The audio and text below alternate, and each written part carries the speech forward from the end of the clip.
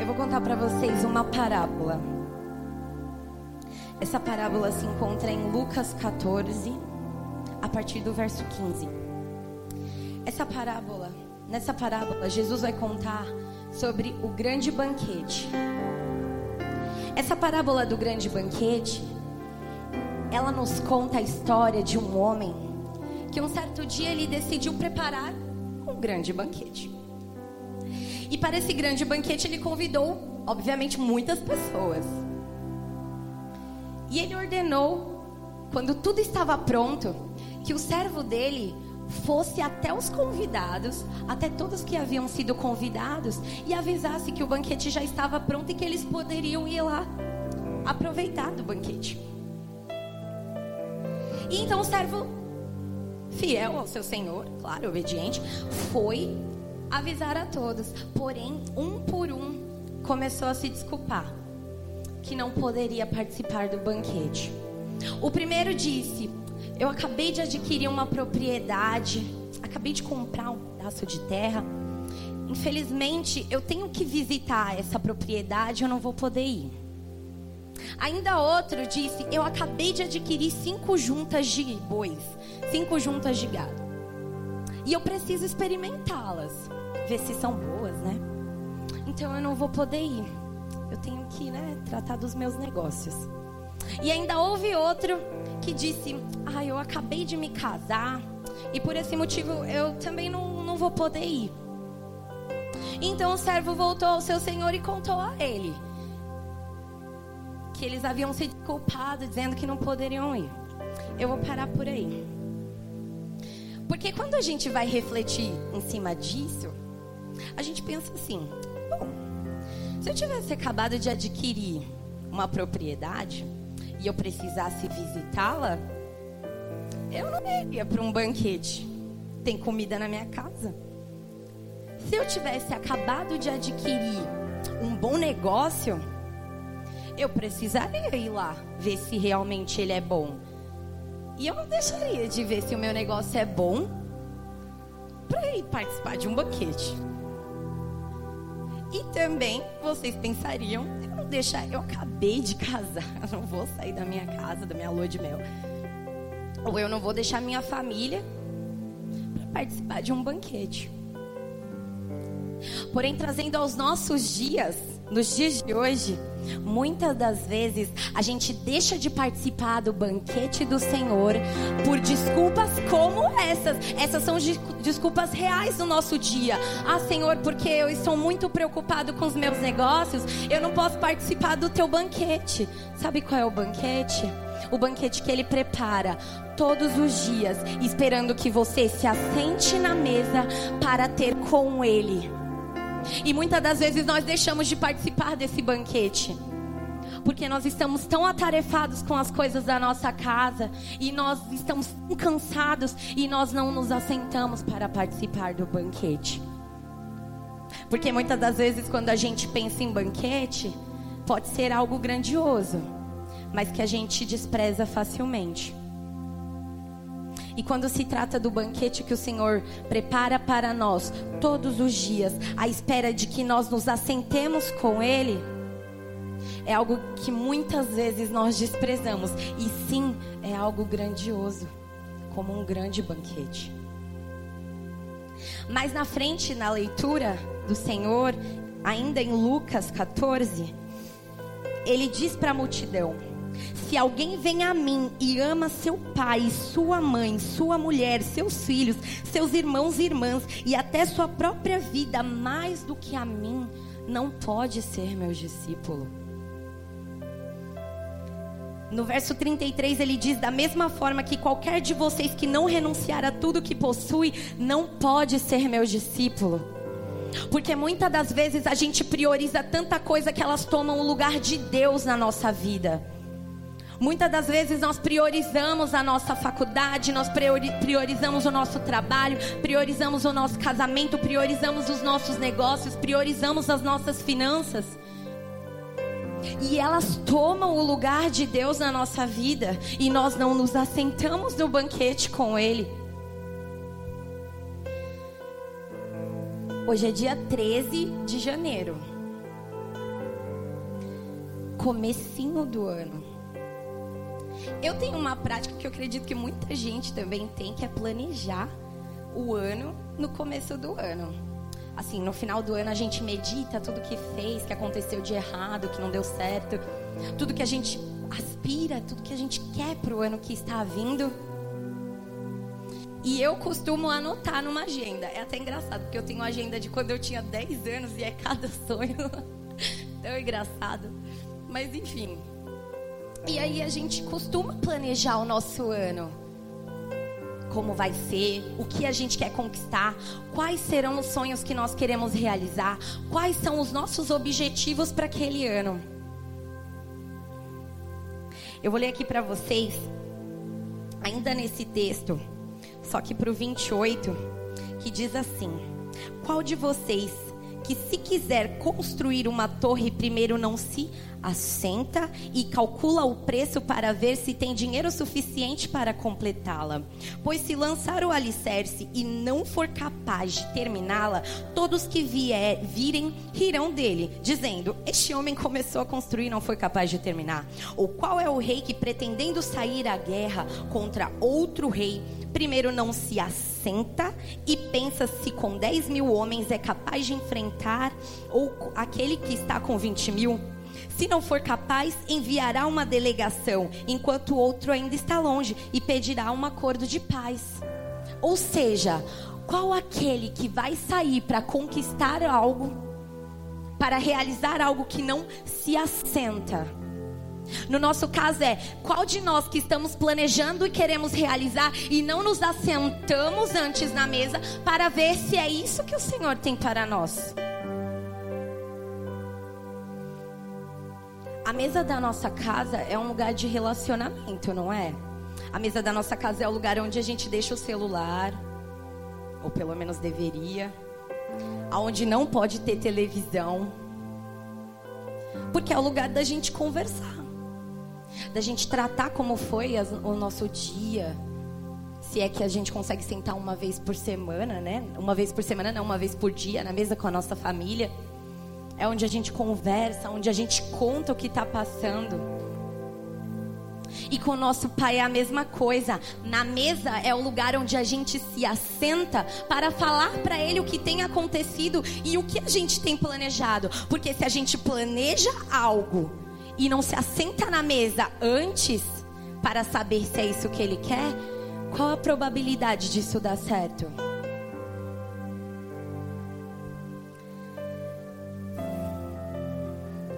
O Senhor, na sua palavra, Ele nos diz aqui em Mateus 6, 19 ao 21. Não acumulem para vocês tesouros na terra, onde a traça e a ferrugem destrói, onde ladrões furtam, mas acumulem para vocês tesouros no céu, onde a traça e a ferrugem não destroem, e onde os ladrões não arrombam nem furtam.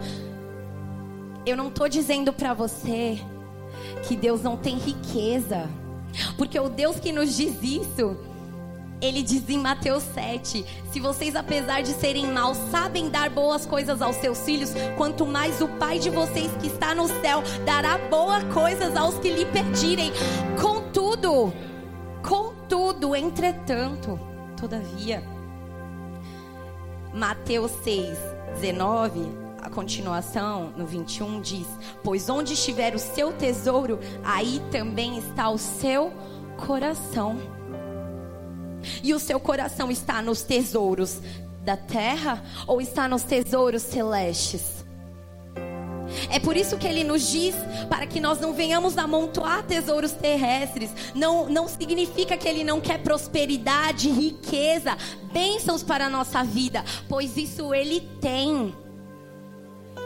Mas Ele não quer que a nossa mente, o nosso coração, a nossa concentração esteja completamente empregada nisso. Porque quando a nossa concentração e a nossa mente está empregada nisso, a gente só pensa em fazer isso. E nós nos esquecemos do que é mais importante, que é se assentar à mesa e saber se essa é a vontade dEle.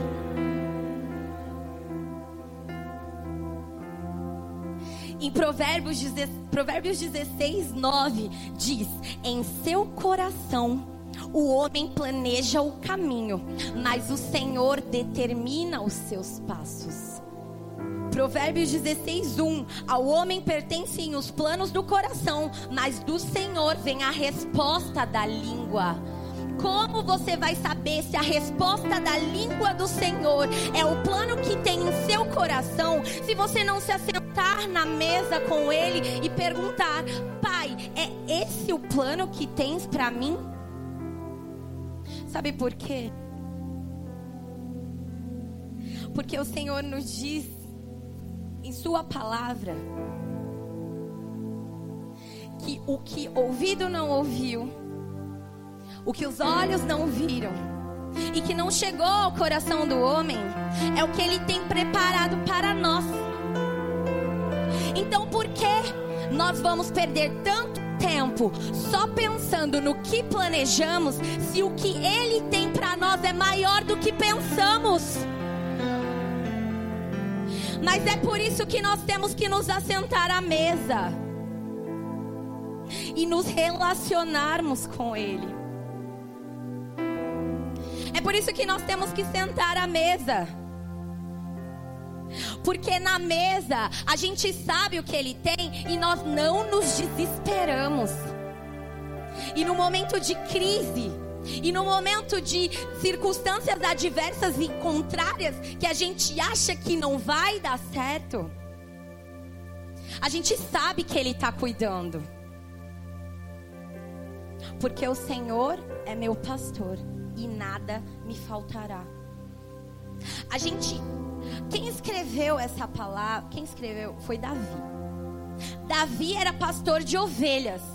E como um bom pastor, Davi sabe que o pastor jamais levará suas ovelhas a um lugar precário. Davi sabe que o pastor vai direcionar suas ovelhas aonde há pastos verdejantes. Davi sabe que o pastor vai levar as ovelhas aonde há água, aonde há comida, aonde há sombra para elas descansarem. E o Senhor, que é o nosso pastor, Ele irá nos direcionar ao que é melhor para as nossas vidas. Mas somente com um relacionamento com Ele que nós poderemos saber. E é isso que se perde no nosso dia a dia. Reflita em seu coração. Quantas vezes tenho me assentado? Quantas vezes, quando eu fiz esses planos, eu me assentei para perguntar para Ele se era da vontade dEle que esses planos fossem realizados?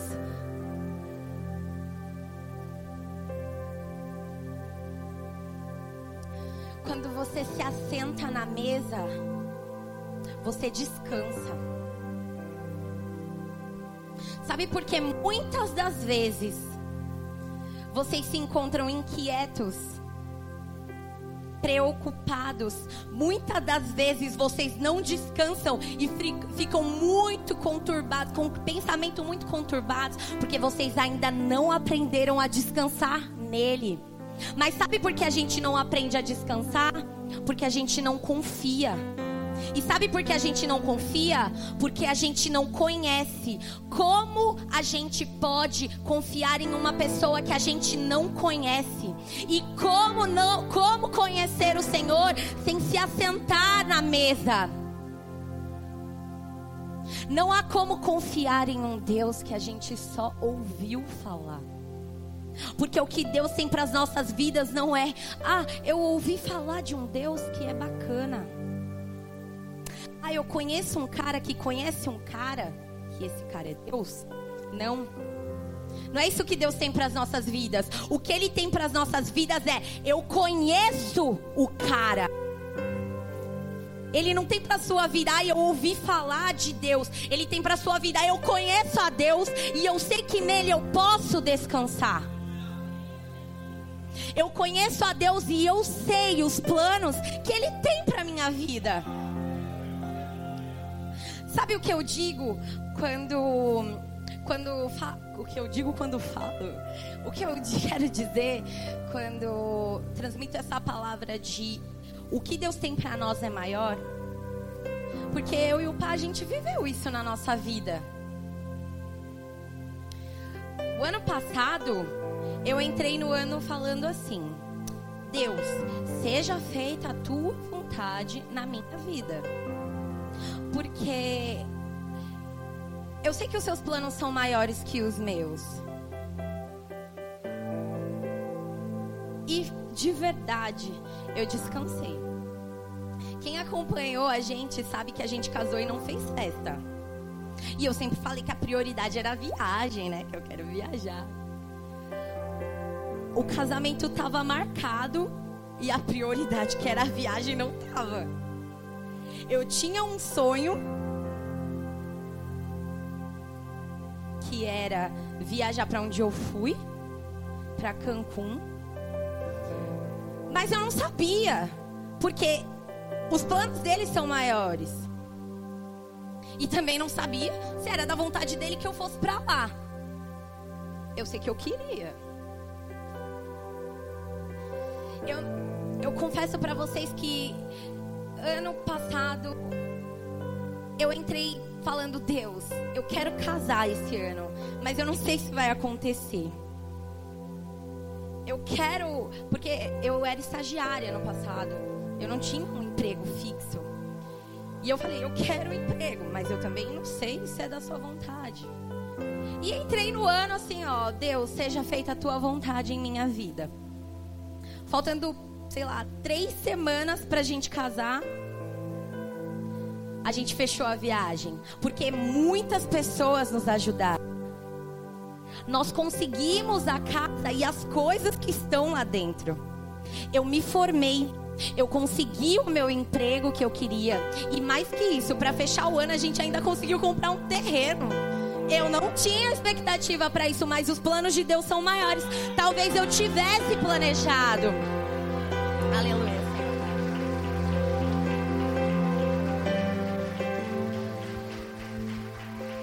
Talvez eu tivesse planejado, mas podia ser que não fosse da vontade dele. Ou talvez eu tivesse planejado e fosse algo tão pequeno, porque é real. E o que ele queria para mim era muito maior.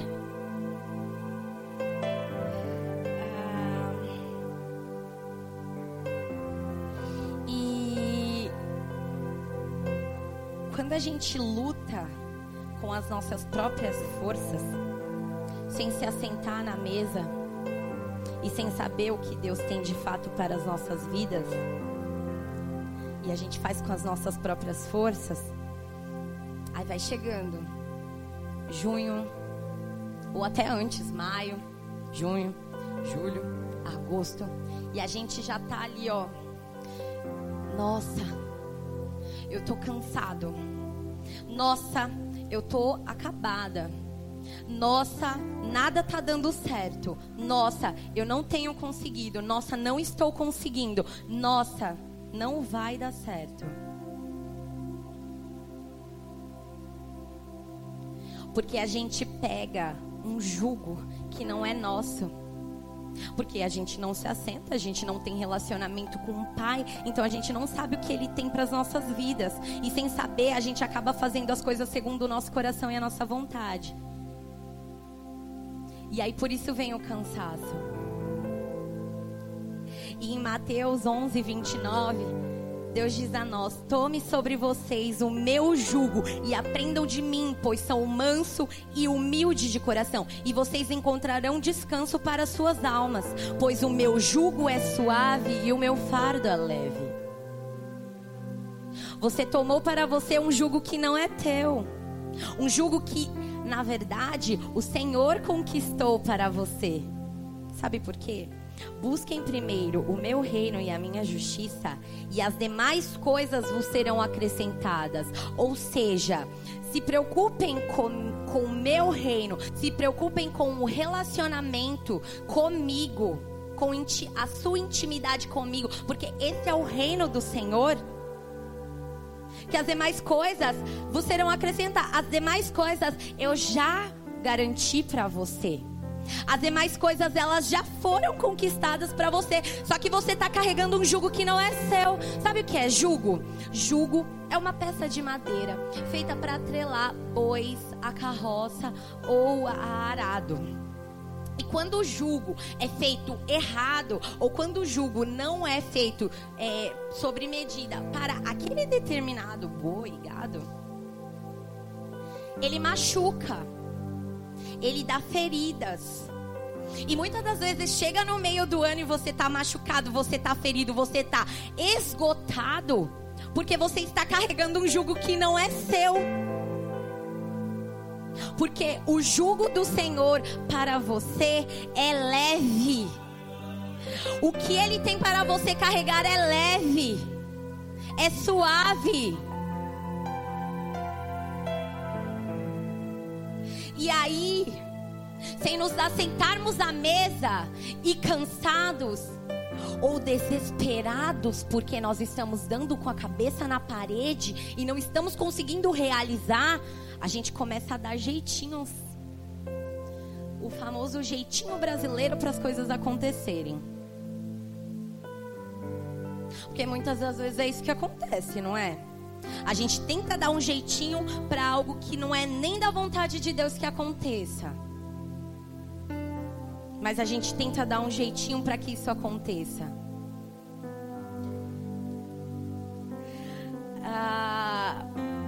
Um dos jeitinhos que eu vejo na Bíblia e que, cara, até hoje a gente tem consequências por causa disso, e que a gente vê até hoje as consequências desse jeitinho, foi quando Sara falou para Abraão tomar Agar por sua esposa, para que ele pudesse conceber o filho que Deus havia prometido. Ela estava tentando dar um jeitinho para que a promessa se cumprisse. Cara, se Deus prometeu para você, tá dito. Ele não é homem nem filho do homem para que minta e se arrependa. Ele é Deus. E se Ele prometeu, acontecerá. Não precisa do seu jeitinho para isso dar certo.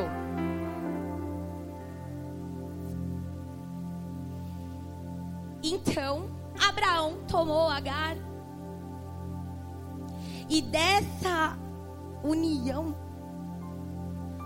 nasceu Ismael. Só que Deus não tinha prometido um filho entre Abraão e Agar. Deus tinha prometido um filho entre Sara e Abraão. E mais na frente, Deus realizou o que Ele prometeu, porque Ele havia prometido. E até hoje nós temos um conflito por conta disso. Ismael versus Isaac. Árabes e judeus. Vocês sabem que árabe não suporta judeu.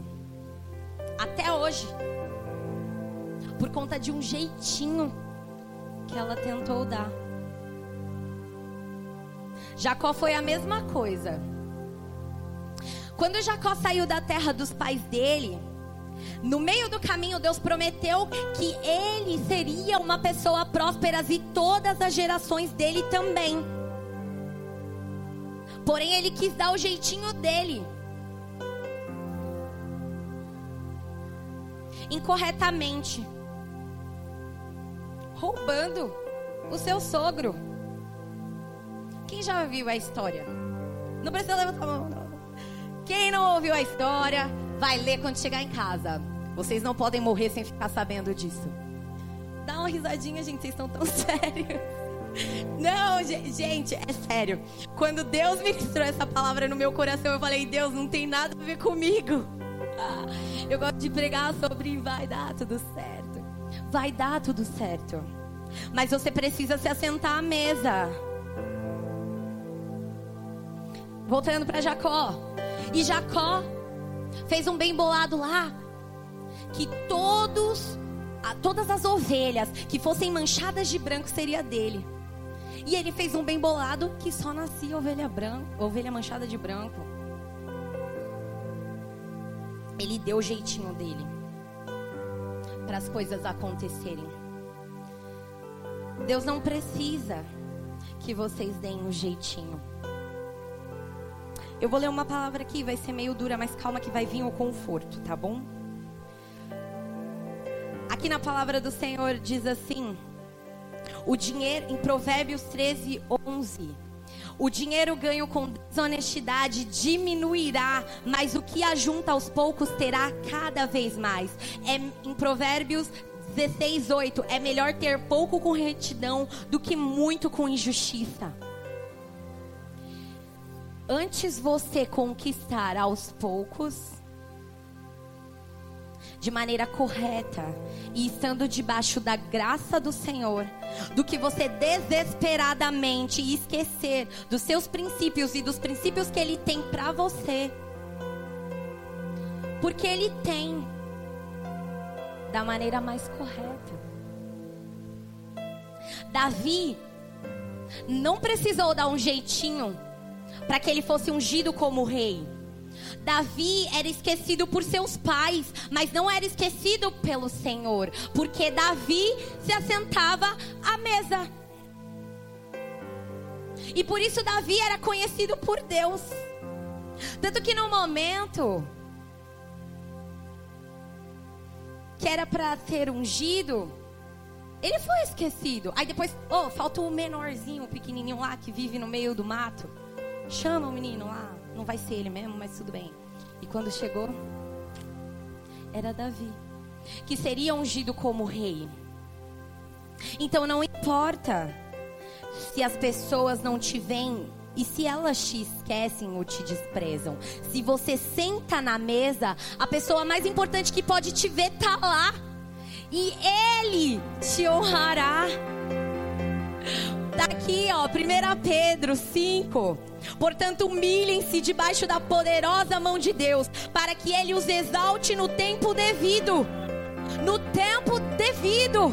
Lance sobre Ele toda a sua ansiedade, porque Ele tem cuidado de você. É na mesa que a gente se relaciona e fala: Pai, eu preciso. E Ele fala: Filho, eu vou te dar. Porque eu te amo, porque você é meu filho. Ah, Senhor, tem uma frase que eu carrego na minha vida. E eu vou ensinar pra vocês, vocês vão sair daqui falando inglês hoje. É God's will, God's bill. Decorou? Repete aí, igreja. Não, eu vou falar de novo, tá feio, né, pastor? God's will, God's bill. God's will, God's bill. Deus quer, Deus paga. É da vontade de Deus, é da conta dele. Então, se você está se assentando à mesa e ele vê que é o momento, ele mesmo se encarrega de fazer. Aleluia! Ele mesmo se encarrega de pagar.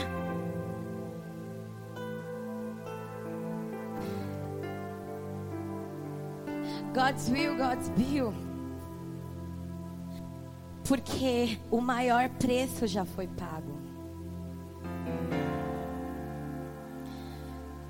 God's will, God's bill.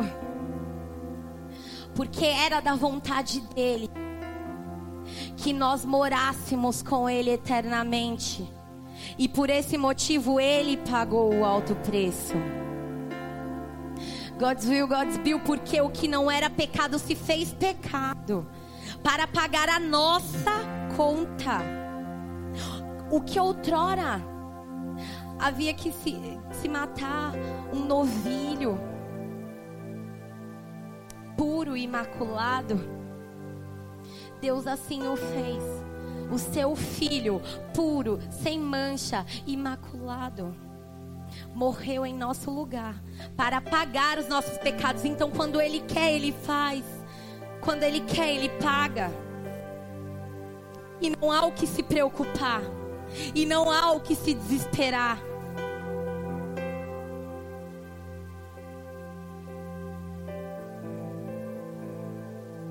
E tudo isso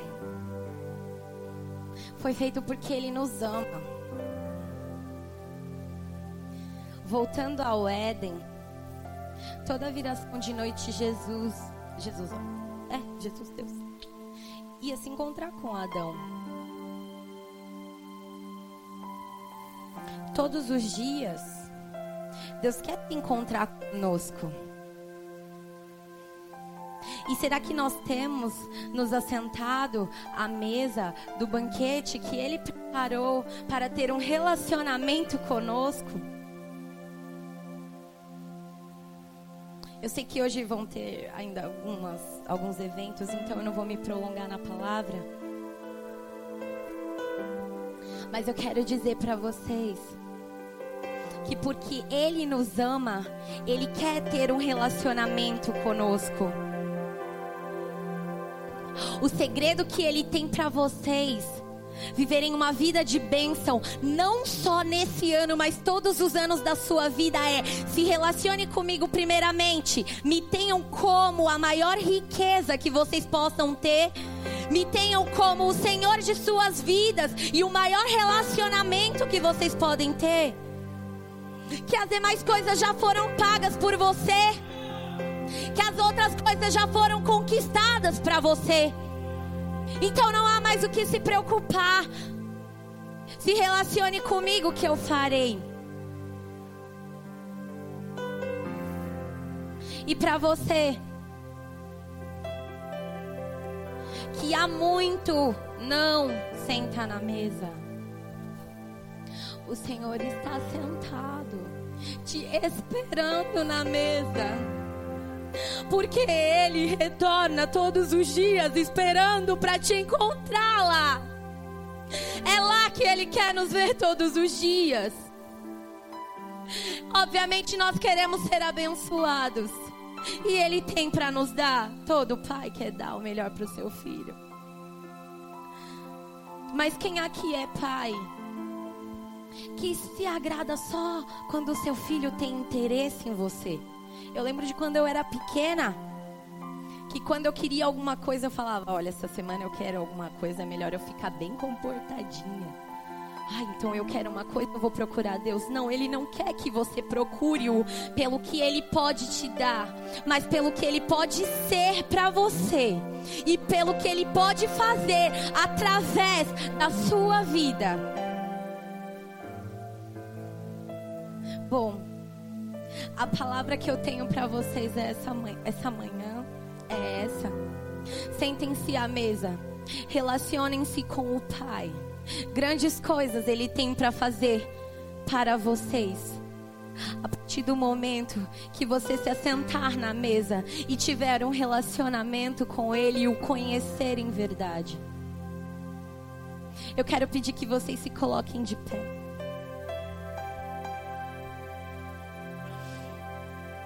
Eu não vou pedir para ninguém vir aqui na frente, mas no seu lugar, peça ao Senhor para que você possa ter um relacionamento em 2019 e em todos os anos da sua vida. Um relacionamento íntimo. Um relacionamento que você nunca teve com ninguém antes. Um relacionamento que você nunca teve com ninguém. Sabe, o seu melhor amigo, seja seu pai, sua mãe, seu amigo de algum lugar, seu esposo, sua esposa. Que você possa pedir para o Senhor que Ele ocupe o lugar de maior intimidade na sua vida. Pois Ele é o único que pode conhecer o que nem com palavras você é capaz de falar. Ele deixou o Consolador e nós temos ligação direta a Ele. Então a todo momento nós podemos nos assentar na mesa e falar com o nosso Pai que está nos céus, e Ele nos ouvirá. E Ele atenderá o nosso pedido e a nossa súplica. A partir do momento que nós tivermos relacionamento com Ele. Senhor, meu Deus e meu Pai, eu quero te pedir, Senhor, que a partir desse momento nós possamos desfrutar da mais íntima e real relação contigo. Que a partir dessa palavra nós possamos entender o teu lugar em nossas vidas. Que a partir desse momento nós possamos entender a tua paternidade sobre nós e o relacionamento que o Senhor demanda de nós. Nós sabemos que o Senhor quer nos abençoar e de braços abertos nós recebemos as bênçãos que tem para as nossas vidas. Mas nós também te pedimos, Senhor, continue na mesa. Continue na mesa, porque nós iremos nos encontrar contigo. Nós iremos nos encontrar contigo na mesa, Senhor. Em o nome de Jesus eu te peço, Pai, ouve as nossas orações e esteja cada dia mais presente no nosso dia a dia. Eu quero pedir pro MPA vir aqui.